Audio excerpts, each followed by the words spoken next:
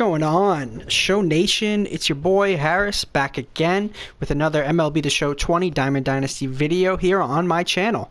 Before I get started, I just wanted to ask you to hit that subscribe button if you haven't already, and I'm excited to bring you a new, possibly lengthy video on how to make stubs and XP, so let's get right into it. Okay, so it sounds really simple and really cliche, but you'd be surprised the stubs that you make without even knowing when you're just playing the game. I did a lot of Showdown this year, got 15 Face of the Franchise through it, and some of my friends early on were like, dude, this is, like, it costs to get in. It costs 1,000. It costs 1,000 stubs just to get in. But when I look at it, you beat the first mission, 100 stubs, second mission, 100, third mission, 100. You're up to 800 by the time you beat the first boss. You're getting everything back and more when you get that silver player reward. I think don't be scared by the 1,000 stubs that it costs to get in. Beat the missions, get that silver pack, get that show pack, and you're getting your money back and more. So yeah, do some showdowns. I'm gonna move on to moments now.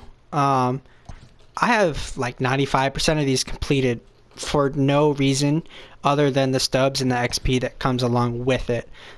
Zimmerman just came out the other day. I have his missions all done. I'm working towards him right now. Second inning missions, K-Line, all done. You can see, complete all of them. You get 1,500 XP and 1,000 stubs, along with the 6,400 XP and 2,650 stubs total from the missions. Another one is all the team affinities. I suggest, even if you're not looking to complete a certain team's affinity, do the team affinity moments. Because if you see, the reward progress is 12,000 XP, 3,300 stubs, almost 3,400. And then when you complete them all, you get another 15,000 XP, 5,000 stubs. It's an easy way to get those stubs, get that XP up. Another thing that I do is I do all my conquests. I completed the first, second inning, and the starter maps for all of them. Go through everything, beat them, get the rewards, especially because in the second inning, I know for sure there's at least 2 prospect packs in there, which is an automatic diamond, just for filling in one of the hexagons. Free stubs, free XP, free program stars, all of that. Now, the other day, I just finally beat the United States map for Conquest. I wouldn't suggest doing the USA map unless, one, you want the Willie Mays at the end, which, if we look at him, it's not that crazy of a reward. He was in the game last year. I'm not a big fan of the card, but I did this mostly because I was bored out of my mind. I wanted to work on the create a player, all the missions that I could do with certain players. To beat it, you don't have to do anything above All-Star, really.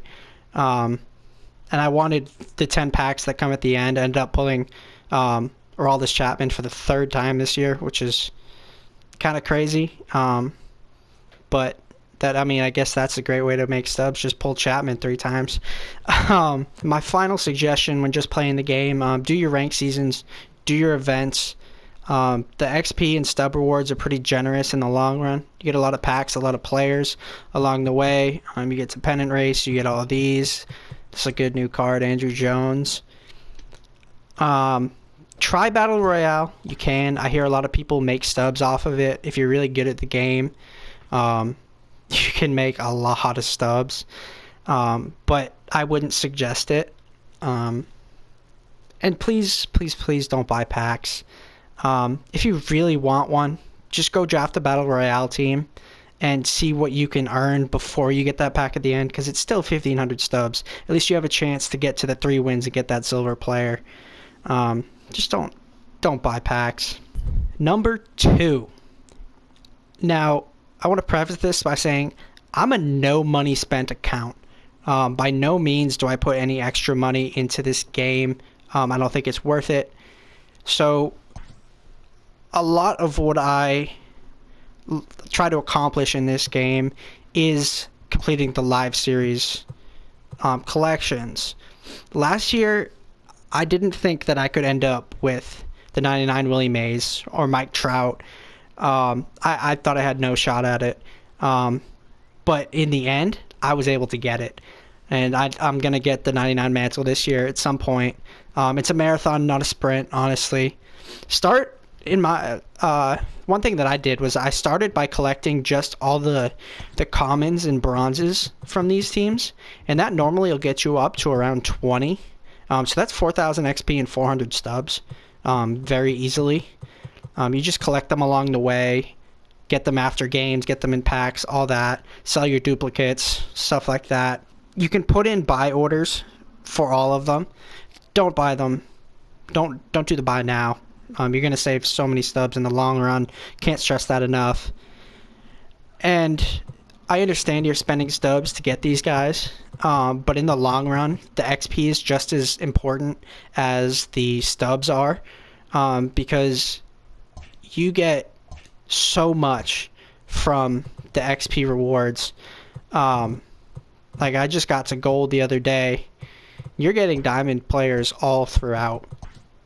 Just keep on playing and doing your collections, and eventually the XP all adds up, and that's why I'm at gold right now. As you can see, I've finished the majority of the teams, finished both the central divisions.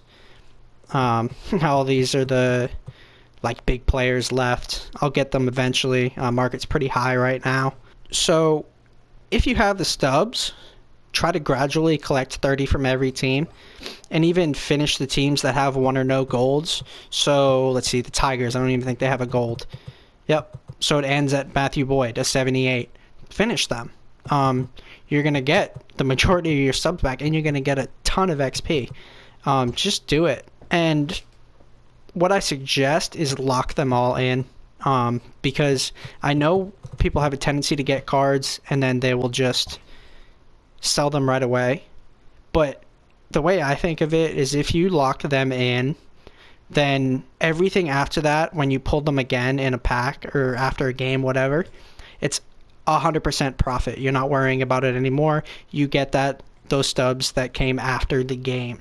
Number 3, try to finish that program as soon as possible. That's actually how I ended up with the live series collection done last year, because as the season goes on, the inning program bosses get better and better, which means they're worth more in the end. I sold all the bosses as soon as I got them, and this year I tried the first inning bosses program voucher for the second inning, so I got 75 stars as soon as the program came out, and I played from 3 p.m. to 1 a.m. I was able to get Bob Feller, who he was on the market for about $200,000 at the time, and the price sank to about $65,000 in a matter of 30 minutes. So I did end up with profit in the end, and I got all these cool rewards. But I'm not sure if I'm going to do it again or not. It was a grind. It was fun, but it was a grind to go and get them early. But we'll see. Number 4, do your team affinities. It's a little bit less important. I did them just because I liked all the cards that came with it. But so I did the Red Sox first. As a Red Sox fan, I really wanted that Devers. So I got the Devers really quickly. And then once you get the face of the franchise, you're only 10 points away from 4,000 stubs. And I've done that for a lot of the teams. I think the Padres I'm up there with. So that's 8,000 stubs just from playing the game. You just rack up innings with those players, and eventually you're going to get 4,000 stubs, and then eventually you get 6 packs. You get a lot from the rewards, and then there's going to be even more down the road. So if you get them done now, you'll get the better rewards. Actually, it looks like it's coming soon. I don't remember that being there with the 6X. All right, number 5, work the market. This is something that I just started to look at this year to try to take my game to the next level, and it works. It's a little hectic, it takes a lot of time. A lot of YouTubers say you can make about 10,000 stubs per hour. I think that's a little much, but it can definitely be done if you do it at the right time. So right now I'm recording this at about 8 o'clock Eastern time, and there's a lot of people playing the game right now. There's a lot of packs being opened. Cards are going to turn quicker. So I will show you. I'll start with bronze. So we're going to go to 74. Yeah. Alright, so 74 live series. Right here, first one. So I want to put a buy order in for Rainey for 176. One more than what's there. So when I eventually get that order fulfilled and I go to sell for 281, bang, 253. So that's about 80 stubs profit just from one card. As you can see, I just did it with Trevor May earlier. Made about 60 there. It's easy. It takes time, but it's easy when you find the gaps. I usually try to find a gap over 100 when it comes to bronzes, and then silvers are a little different. Let's take a look at those.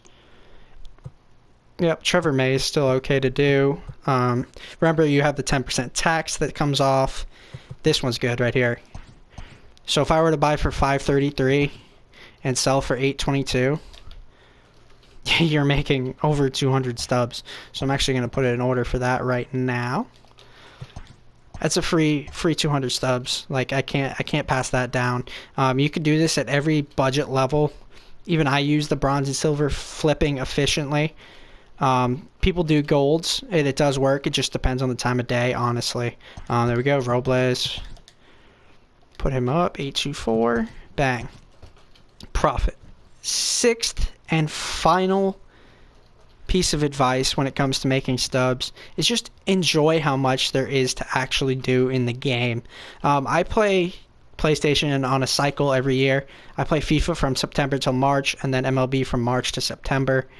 And the one thing I've realized is that EA Sports does not provide you with nearly as much content as San Diego Studios does.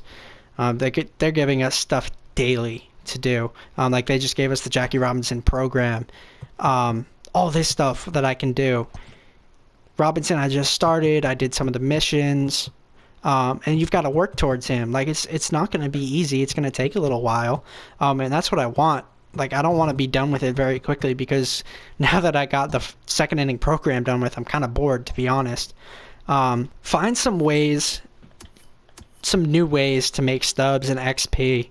Like I said, XP honestly is just as important, if not more important, than stubs. So doing your collections everywhere, doing gameplay, working the market, do your team affinities, all the stuff that I talked about in this video.